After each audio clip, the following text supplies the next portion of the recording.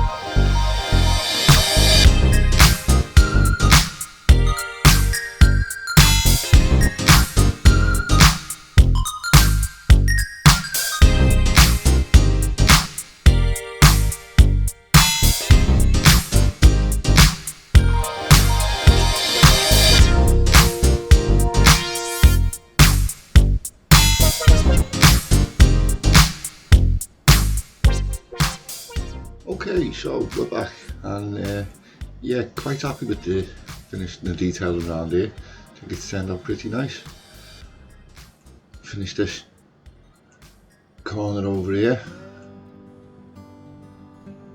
and kind of keyed it into that, which blends it into the area over here.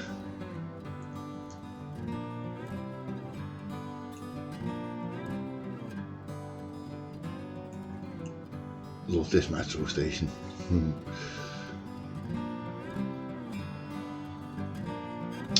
So yeah,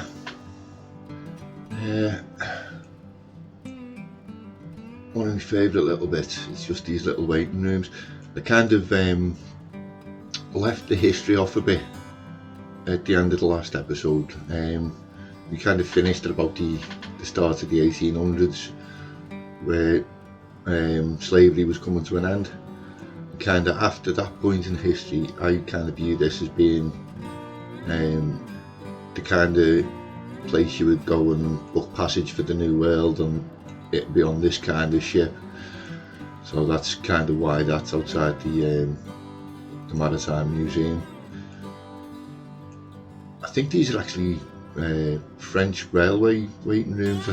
I think they're from, but I think they look brilliant. What else did we do? We detailed a bit around the back here and keyed this area in to tie it into the port a bit.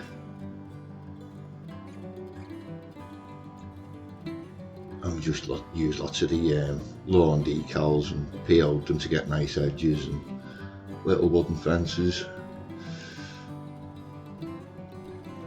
We'll come and talk about this in a minute.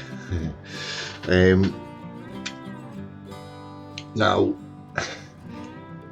as we've been embracing the idea kind of thing that we're Liverpool but we're not Liverpool,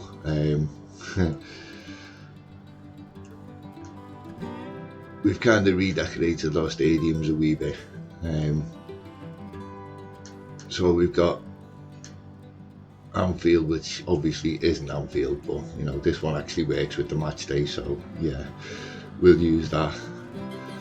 And then over on the other side of the town, we'll have to detail around this maybe next episode and finish this area in, I'm thinking. We've put in Everton's ground. Now,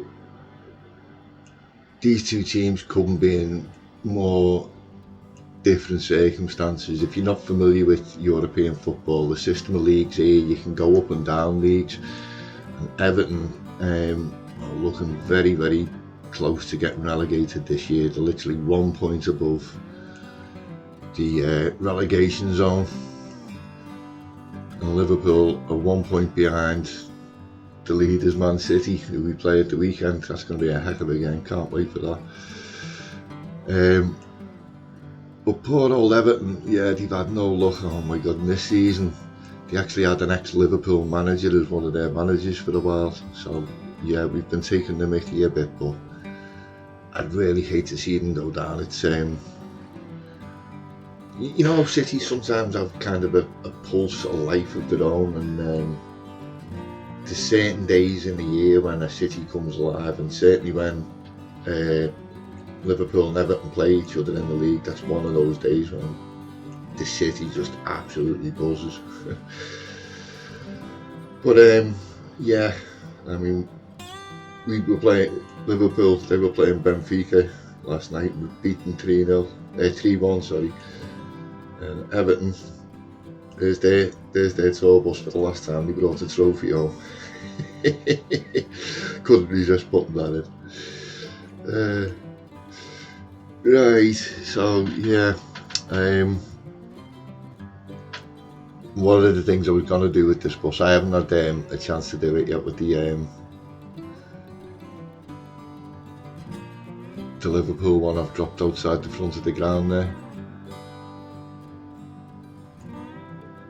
I've actually got that as buses floating around the city on different routes. I'm going to take them off all the different routes it's on. Yeah, there's one there now.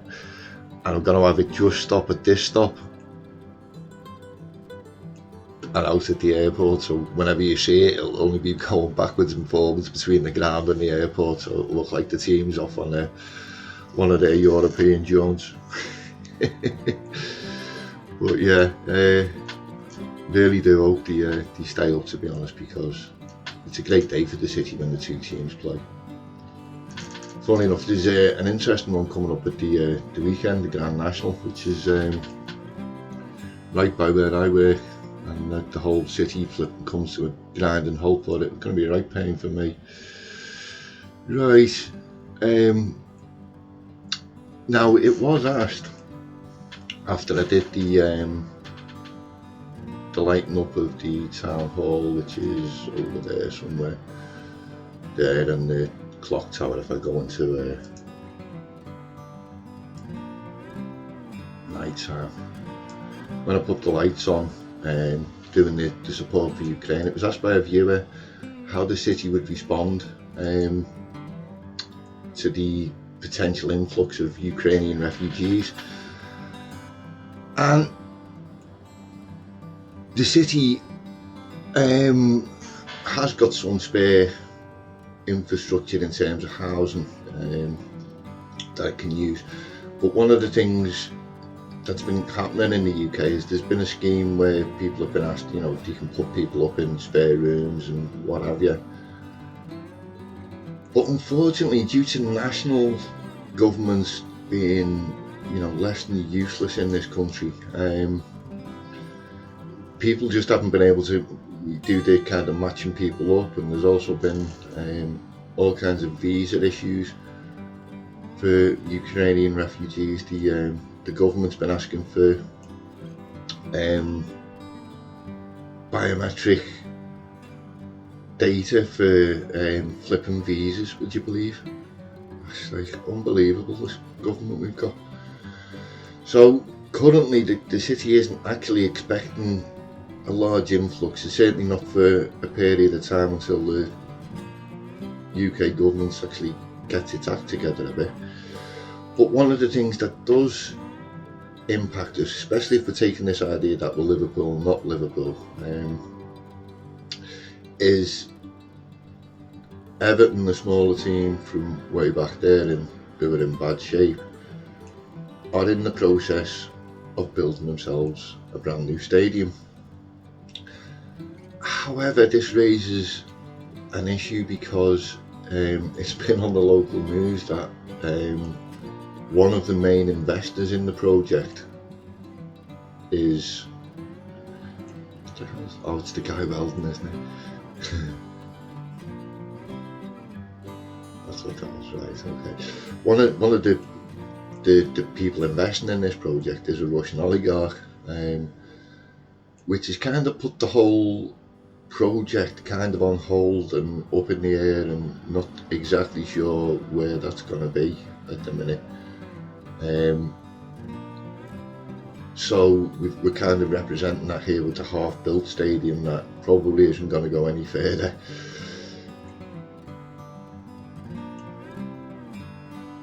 And I'd just like to show you these assets as well, because I thought these were really, really cool. This building here, it comes in a set of three. There's this one that's like residential with shops on the bottom. There's this one, which is kind of a run-down version of it, and then there's one that's like a museum that you can put stuff in. And it's a really good one if you wanted to like show your city over a history of time, but I'm kind of making it look like it's a half-done redevelopment. Like the two run-down ones are only halfway through being redeveloped and will eventually be something like this.